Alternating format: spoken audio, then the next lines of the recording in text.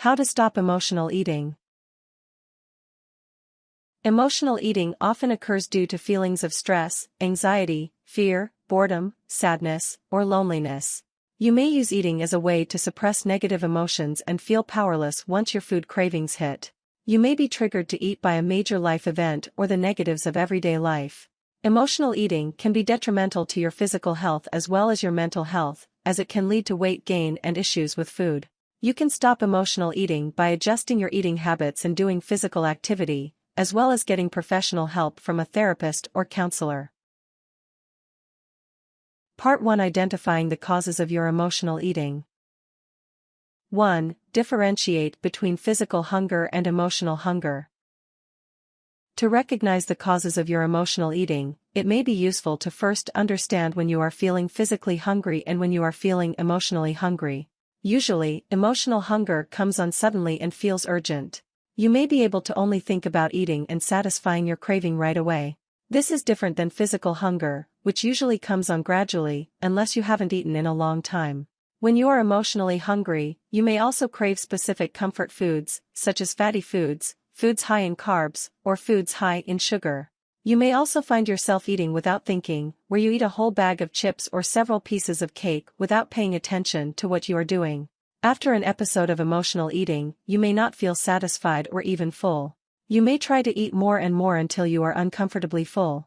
You may also feel a sense of regret, guilt, or shame after you have eaten. This may be because you realize you are eating for emotional reasons, rather than nutritional reasons. 2. Be aware of the difference between binge eating and emotional eating. Though emotions come into play with binge eating usually involves eating unusually large amounts of food within a specific amount of time. Individuals with a binge eating disorder often feel they cannot control their behavior and eat even when they are full or not hungry. They may also eat rapidly during binge episodes and eat alone or in secret. They may have feelings of shame or guilt while they are eating or after they have eaten. Many people with a binge eating disorder are overweight or obese, though you can also be at a normal weight and have this disorder. Individuals who binge eat may try dieting and weight loss programs frequently but have a hard time maintaining a healthy weight due to their disorder. Unlike bulimia, individuals who binge eat do not vomit up their food, use laxatives, or exercise excessively to get rid of the food they just consumed. Often, binge eating occurs due to certain triggers, and a binge eating episode can last several hours, depending on the severity of the episode. 3. Recognize your possible causes or triggers. To stop your emotional eating, you first need to determine the root causes or triggers of your eating. Identifying possible causes will then help you to better manage them and prevent you from eating emotionally in the future. Common causes of emotional eating include stress. Stress can be a big trigger for emotional eating, as high levels of stress leads to a spike in your hormones and your cortisol levels.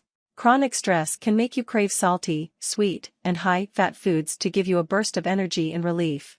Intense feelings and thoughts, feelings like anger, fear, sadness, anxiety, loneliness, resentment, and shame can all lead to emotional eating. You may use eating as a way to numb yourself from these emotions or to avoid processing these emotions. Boredom, being bored and unoccupied, can lead to emotional eating, especially if you also feel unfulfilled and empty. You may try to fill this void with eating. Childhood eating habits. You may have memories of food from when you were a child that are attached to negative feelings or from being taught to view food as a reward. Maybe your parents always gave you ice cream or sweets when you behaved properly, or took you out for pizza when you did well academically or needed a pick-me-up. Social pressures. If you tend to use food as a way to connect with others socially, you may have an emotional relationship with food. Though getting together with friends for a meal is a good stress reliever and often a good way to enjoy food, it can also lead to overeating. You may overeat in social situations due to nervousness or as an attempt to blend in with everyone else who is eating. Your family and friends may also pressure you into overeating or indulging in unhealthy foods during your meals together. 4. Start a food diary. To get a better understanding of your emotional eating triggers, you may want to keep a food diary. Write down your meals for the day as well as how much you eat, when you eat, how you feel when you eat, and how hungry you felt. Be specific and consistent about keeping the diary, as this may allow you to recognize patterns in your eating. These patterns can help you better understand how your mood affects how much you eat and what you eat. For example, you may notice that every time you come home from work after a long day, you eat a whole bag of chips or a pint of ice cream. This could point to a pattern of emotional eating that is triggered by the stress in your workplace. 5. Talk to friends and family about your issues around eating. Sometimes it can help to talk to those close to you about your eating habits as a way to understand your habits better. It can be hard to recognize your own emotional habits, especially around food.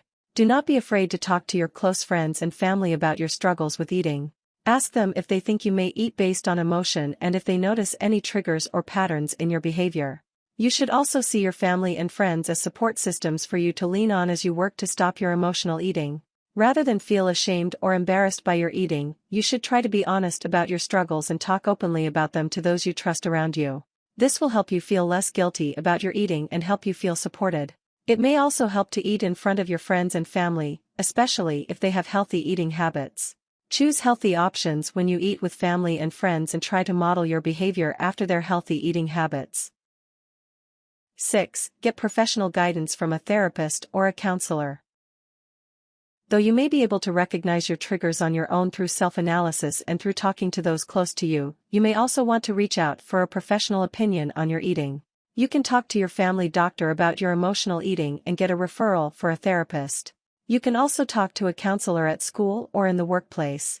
You may need to be assessed by a mental health professional before you can enter therapy or counseling. The therapist may also give you diet suggestions to help you stay healthy as you work through your food triggers and the causes of your emotional eating. Part 2. Adjusting your eating habits. 1. Make a grocery list before you go food shopping. To get a better handle on your diet, you should sit down and write out a grocery list before you head to the grocery store. Consider choosing 4 to 5 healthy meals for the week and writing down the ingredients for these meals so you know exactly what you are getting and do not impulse buy when you are at the store. Think about the nutritional value of the items on your list. Go for more fruits, vegetables, healthy sources of protein, and healthy sources of dairy. Bring the list with you when you go shopping and stick to getting only the items on your list. Stay in the outer areas of the grocery store, such as the produce and fresh food sections. Try not to spend time in the center or middle aisles, as they are often stocked with processed and prepackaged foods. You should also avoid picking up any of the unhealthy snacks at the check-out counter. 2. Plan out your meals for the week, including snacks. Make a meal plan where you account for the majority of your meals for the week. Include any snacks you will eat throughout the day and try to limit yourself to only the foods noted in your meal plan. Keep in mind it is important that your meal plan is reasonable and healthy. Rather than deprive yourself of all your favorite foods, see if you can integrate it into your meal plan in healthier ways. For example, if you love fried chicken, maybe you can include chicken in your meal plan and prepare it in healthier ways, such as baking or broiling it.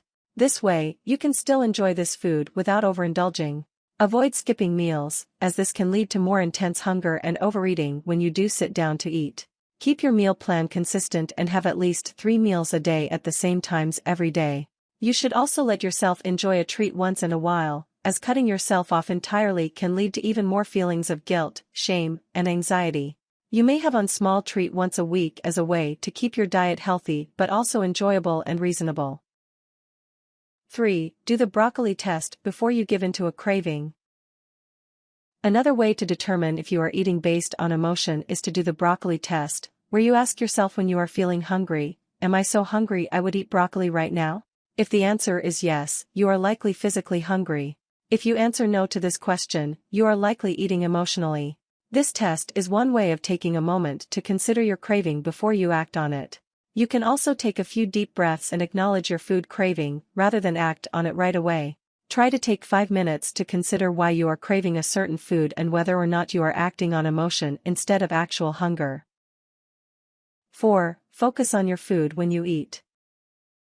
Make your meals an occasion and savor every bite. Start with a small portion of food on a plate of 9 inches or less.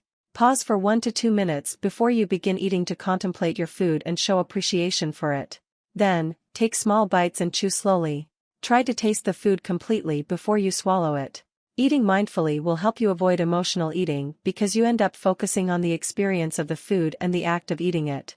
Bringing all your senses to the table when you eat will also allow you to appreciate the flavors, textures, smells, and appearance of the food. 5. Replace unhealthy foods with healthy alternatives. Rather than cut out snacking completely, you should replace unhealthy foods in your pantry with healthy alternatives. Go for unseasoned nuts and unsalted popcorn instead of potato chips. Cut up fruits and vegetables and place them on a platter with healthy, fat-free dip.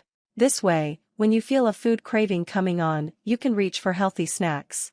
You should also remove any tempting foods from your home, such as bags of chips, cookies, candy, or any processed or prepackaged foods. Taking these foods out of your space means that when you do feel a craving coming on, it is that much harder to satisfy the craving with unhealthy snacks. 6. Have stress-reducing foods. Stress-reducing foods like herbals, teas, or fresh fruits can be a good alternative to unhealthy snacks.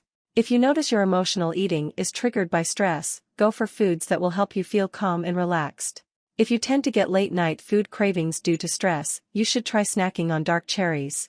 They can increase the levels of melatonin in your body, allowing you to relax and get a better sleep. You can also add fish rich in omega-3 fatty acids, like salmon, to your diet to help you combat feelings of depression and anxiety. Part 3. Doing healthy daily activities. 1. Go for a walk or a run. Doing physical activities like walking or running can help you to release any stress or anxiety you may be feeling. This can then help you to avoid emotional eating, as your energy will be focused on burning calories and increasing your endorphin levels.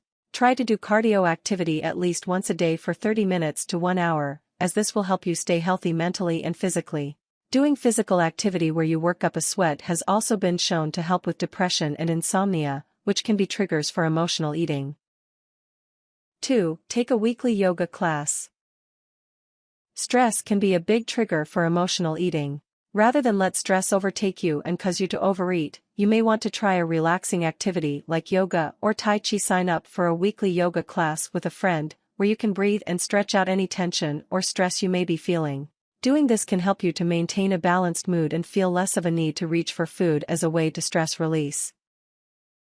3. Do self-care at home. Another way you can relax is to do self-caring actions at home. You can also focus on self-care when you feel a food craving come on, such as taking a bath, reading a book, going for a walk, or meditating. Channeling your energy into a healthy, caring act for yourself, rather than emotional eating, will likely make you feel better in the long run.